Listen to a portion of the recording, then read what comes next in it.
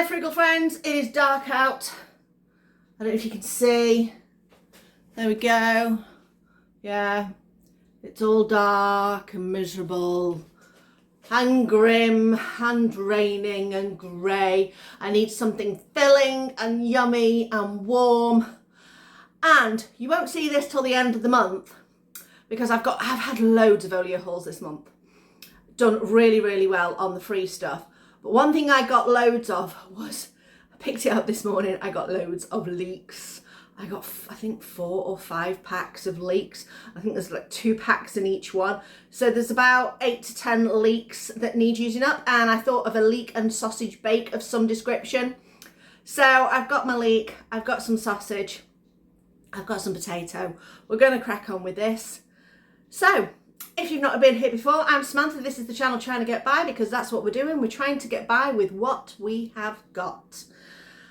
Saving pennies here and there, putting it towards the things that we need and, you know, the emergencies that come along. We've had a few of those over the past couple of months. Those who know, I'm not going to go into it because if you want to see, look on the community board and you'll see what has been happening in our house. But if I start talking about it, I'll probably start crying. So we're not going to talk about it. We're going to move on to cooking this tea. So, sausage and leek bake, but nicely done in a pan, in the air fryer, and should be quite easy to sort out. Let's crack on. So here we've got our main ingredients. So we have got the leek, got one of the big ones. We've got some potato because we're going to have that on top. We've got some broccoli because, again, we got that in Olio. So it needs using up, so I'm going to chuck some of that in as well. We have got some sausages. These are delicious cauldron sausages. Probably not going to use all these, probably going to use maybe 3. This is the good thing, when you do sausages in a bake, you can chop them up and you always end up using less. You know, if you were doing a dish that was like, say, sausage, egg and chips, you would have the sausages and my husband would be like, I want 3 sausages. You know, I want to be able to physically see 3 sausages on my plate. But when you do it and you chop it up and you're putting it in a dish, you don't really notice how much is being used. Anyway, to add a little bit more oniony flavour, we've got an onion in there. And this is a bit of feta that I had left from making a feta quiche that went to my mother-in-law's 90th birthday party over the weekend. So we've got a little bit of that left. So we're going to use that up as well, just to give, you know, a bit of seasoning, but also a little bit of creaminess in there as well. So the first thing I'm going to do is move everything else to the side and get these potatoes cut into slices, and we're going to par cook them because I don't want to have everything in the air fryer for ages, and potatoes can be a bit of a pain to cook on top of a dish, particularly if you want to just get them, you know, to get them going and a bit quicker. So I'm going to slice those up first. Okay, sleeves up, just because this top's rather baggy and it's a bit helpful if I have the sleeves up. So what we're going to do is I am just going to start off thinly slicing these potatoes. Obviously, the thinner you cut them, the quicker they will cook. So if you've got a mandolin, good luck. Keep those fingers. I've used a mandolin in the past. I do have a mandolin, and you know, and I have seen someone nearly lose a thumb using a mandolin once, which was traumatic in itself. So I tend to stick to a knife unless I am doing absolutely loads, and I'm not too bad with a knife. So I'm going to keep doing that. Obviously, the closer you get to the edge, the slower I end up going, because I'm just keeping my fingers out of the way, and it is a bit more awkward, so you just be a bit more careful. Whoop. If you get to that last one, it's a bit thick, just go that way. Right, all those potatoes are going to go into a pan with some cold water. You can use hot water, but I was always told cold water for potatoes.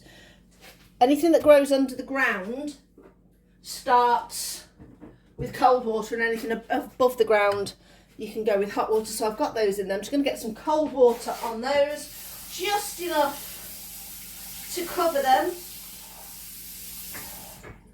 There we go, just enough to cover. And as I have mentioned in a previous video, put the lid on, otherwise you will be clocked on the back of the head by the woman who got my mother when she was at school.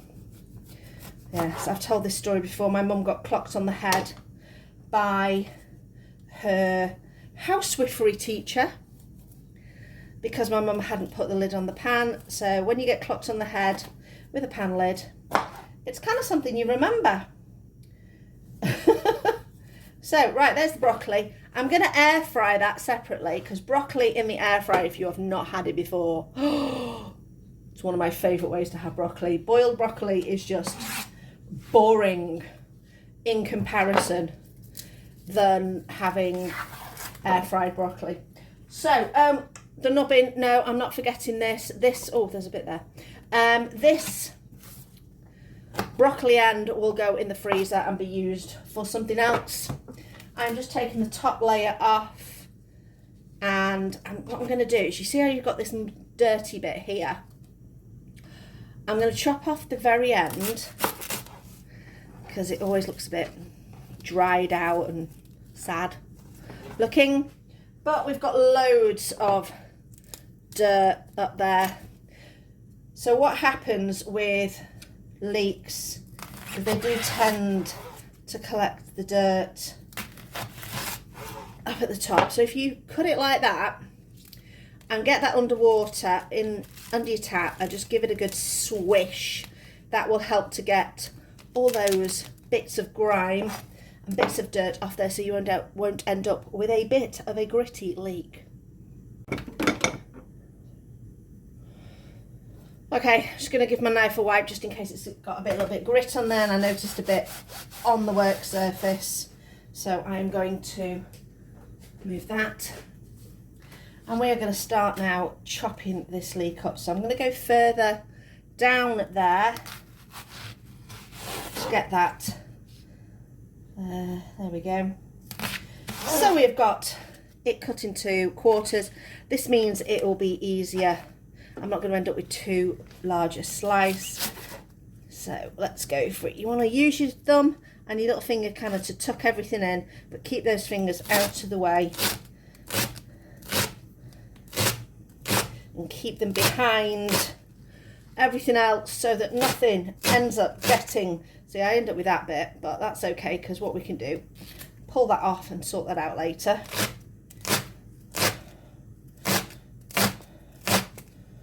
Okie dokie. Now, if I was being good, I would use 2 pans to prep this dish, but I can't be bothered, and I've got enough time. So I'm just prepping all the ingredients, and I'm going to leave the potatoes doing their little thing. There we go. I'm saving that little nub for my stock pot, so I'm not too worried about that because I've got plenty here to be going on with. Yeah, so I was saying, I'm going to cut my potatoes, and then I'm going to use the pan I cooked my potatoes in to do the rest of the dish because I really don't want any more cleaning to do because I can't be bothered. So next thing up is the onion. I'm just going to cut that in half and then just chop this like that and chop. So I've got some rough chunks. I don't want them too small. I still want to be able to taste the onion. So that's that. I'll just quickly chop this second one. There we go.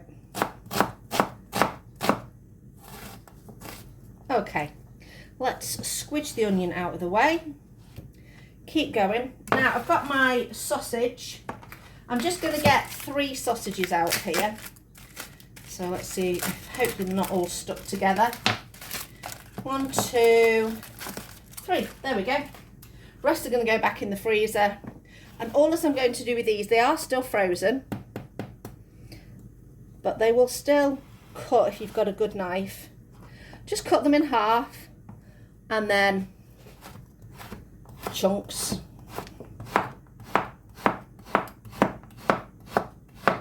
If you want it to cut through a little bit easier, just use this heely part of your knife as opposed to the end. It will chop through a little bit easier. So that's pretty much all the prep I am going to do until my potatoes are completely done. By the time the potatoes are done, this sausage will be nearly defrosted. And then we're going to do the cooking of the veggies and the sausage.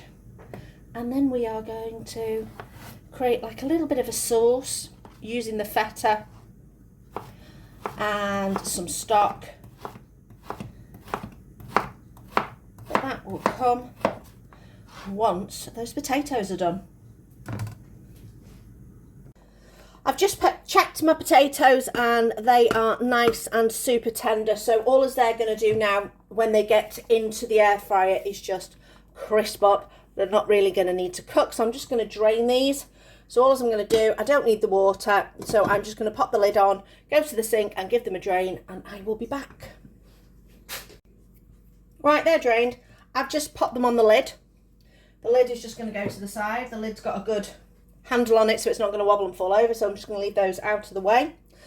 Back on the heat, get a little bit of oil in there. Get that slightly warmed up, and then what we're going to do is we're going to throw in our leeks and our onions to cook down, because there's quite a lot of them. It's taking up quite a bit of space, and we just need to get a bit of softness in there. There we go. There's quite a lot of them. Now you could do this in a frying pan, but like I said, I'm just being lazy, and I'm just going to do it in this. And it will just mean there's one less thing to wash up. And all I'm going to do is just keep an eye on it and just give it a little bit of move and lift, just to soften everything down. So hopefully this will, by the time it is cooked down, will be about half the size of what it was. It's not quite like spinach, where you start with a wheelbarrow of spinach and end up with a cupful, but it will cook down enough to make it a little bit softer. Now, because I've just used that lid, now I have got a little bit of space on there and I want the lid back. I'm just going to deposit those potatoes on there for now. There we go, because we will be using those in a bit. I am going to pop the lid on there. I will throw in a little bit of water. I always like to have one of these squeezy bottles with a bit of water in, just to speed up the cooking process a little bit. And like I say, just come back, give it a little bit of a shake every now and again, or a bit of a stir. Don't leave it on there for too long, because you will end up scorching the bottom of the pan. Okay, you can hear it sizzling away, but you can notice how much it has cooked down by. That's like a load. So what I'm going to do now is I'm going to throw in my sausage. Now these are vegetarian sausages. I'm not too worried about them getting browned, because the skin can go a bit too firm if it gets browned. All I want to do is get them hot, and to get the flavour from the sausages into the leeks. The next thing I'm going to do is, obviously I'm not going to add any salt because we've got our feta. So I'm just going to keep that to the side for now. Nice big chunk of feta. I'm going to cook the sausages through first before we make our sauce. So I'm going to leave the lid off now, because I don't want too much moisture in there from the leeks, but we will be adding a little bit of moisture to it anyway, so we're not too worried. So just enough time, 5 minutes or so, just to heat through those sausages. Now, if you wanted to make your sausages a little bit more crispy and have that kind of browning element to them, then just dump your leeks out and cook your sausages separate, and then add your leeks back. That will work as well. So there you go. That's just the way I'm going to do it. Okay, sausage is all nice and heated through. There we go. What I'm going to do now is I'm going to crumble in this nice chunk of feta. Don't want too much because I don't want to make it too salty. Why I used both hands, I don't know. Please don't use both hands because now I've got to wash them. And I can't do anything else because I'm going to make everything dirty. Won't be a second. Okay, back with nice clean hands. Just going to mix this feta in. I am going to add a little bit of herbage. So let's have a look in the old spice drawer. Just got a little bit of mixed herbs, I think. A little bit just to go for it. And I think a little bit of garlic powder will be quite nice.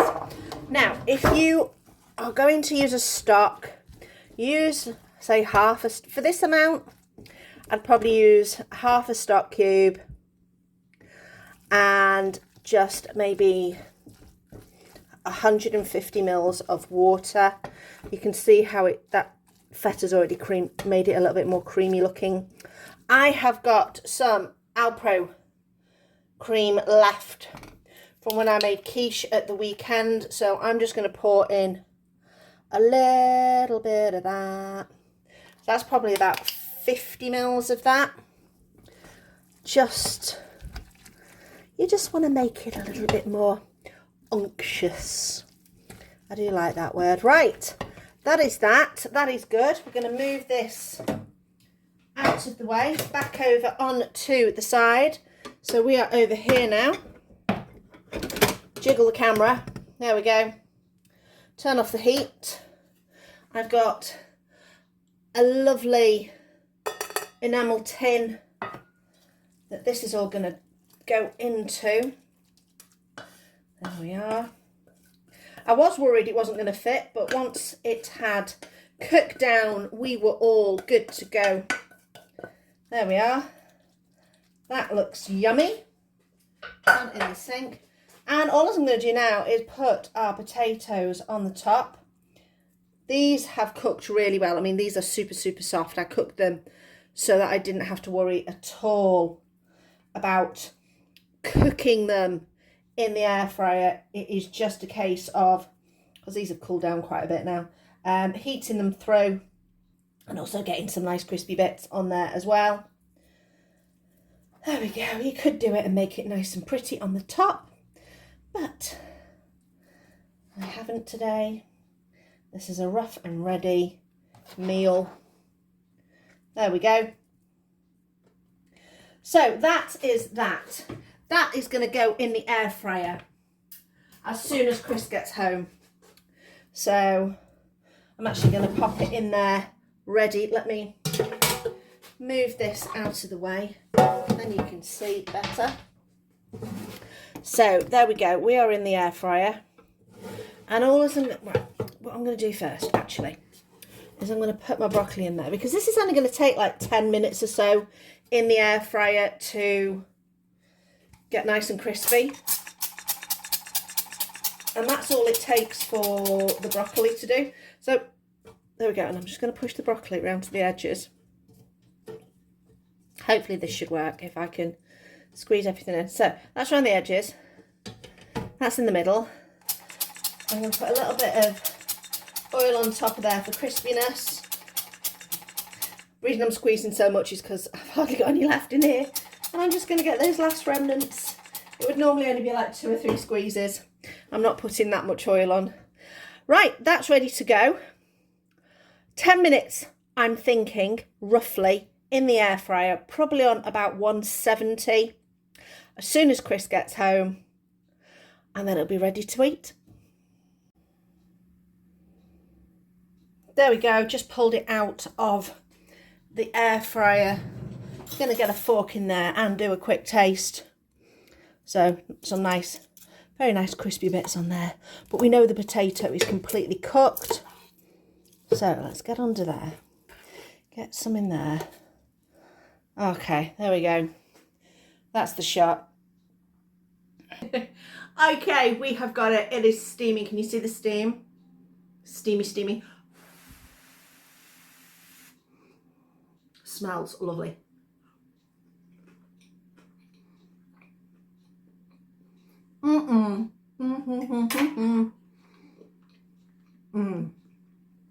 That is scrummy. Didn't need the seasoning of any salt. That feta has just given it a little bit of If you're going to use a different cheese, I'd probably put a little sprinkle of salt on, maybe a crack of black pepper. Chris will probably put a crack of black pepper on top because he does love his black pepper. So that's our sausage and leek bake, using up one of the many leeks that we have got. Now this is being recorded on Monday. You will see it on Wednesday. I will probably still have leeks left in that fridge. So hit me in the comments. Leek recipes. Obviously leek and potato soup is an easy go-to. Not got any potatoes yet. I think I'm down to my last 2 potatoes. We're waiting till Wednesday to dig up our potatoes from the garden because I'm going shopping on Thursday. So we're going to dig up on Wednesday to see what we have got, to see if we need to buy any on Thursday for Christmas. So we shall see then. But if we have got a glut of potatoes, I will probably make some leek potato soup. Thanks for watching. Like I say, hit me up with those ideas in the comment box. If you haven't subscribed, please do. Don't forget to hit the like button and hit that notification bell for when we have the next video coming out. Thanks for watching, and I'll see you next time.